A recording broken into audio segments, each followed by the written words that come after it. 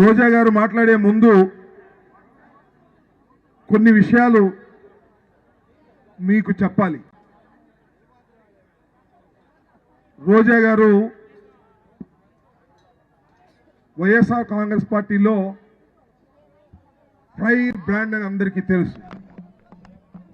ఎక్కడా కూడా ఏ విషయంలో కూడా సందేహించకుండా జగన్మోహన్ రెడ్డి గారి వెంట ఉండి ఎన్ని కష్టాలు వచ్చినా నష్టాలు వచ్చినా, తెలుగుదేశం వారు ఎన్ని ట్రోల్ చేసినా, ఎన్ని మాట్లాడినా ధైర్యంగా వైఎస్ఆర్ కాంగ్రెస్ పార్టీ తరఫున పోరాడి 2 సార్లు గెలిచినటువంటి మహిళ.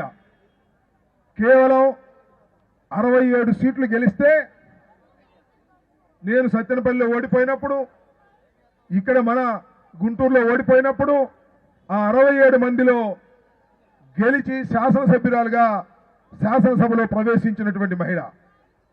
ఎక్కడా లేని విధంగా ఆ రోజున శాసనసభలో ఈ మీద కక్ష కట్టి ఎప్పుడు ఎవరిని సస్పెండ్ చేయాలా 1 ఇయర్ పాటు సస్పెండ్ చేశాడు కోడెల శివప్రసాద్ గారు చంద్రబాబు నాయుడు గారి ఆదేశంతో.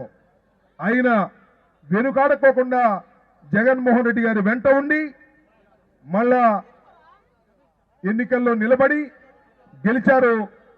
మొదటి విడతలో నాకు, రోజమ్మ గారికి ఇద్దరికి ఆ విధంగా మొదటి విడతలో మాకు కొన్ని ఈక్వేషన్స్ వల్ల రాలేదు. చాలామంది రోజా గారికి, రాంబాబు గారికి ఇవ్వలేదన్నారు. కించిత్ మాత్రం కూడా మేము బాధపడలేదు. జగన్మోహన్ రెడ్డి గారు అన్ని ఆలోచించే చేస్తారని భావించాం.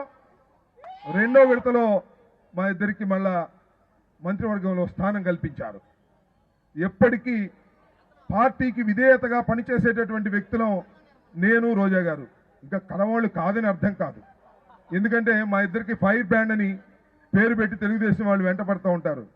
అయినా ఏ విధమైనటువంటి జంకు బొంకు లేకోకుండా వైఎస్ఆర్ కాంగ్రెస్ పక్షాన నిలబడి పోరాడేటటువంటి వ్యక్తులమని కూడా మనవి చేస్తున్నాం.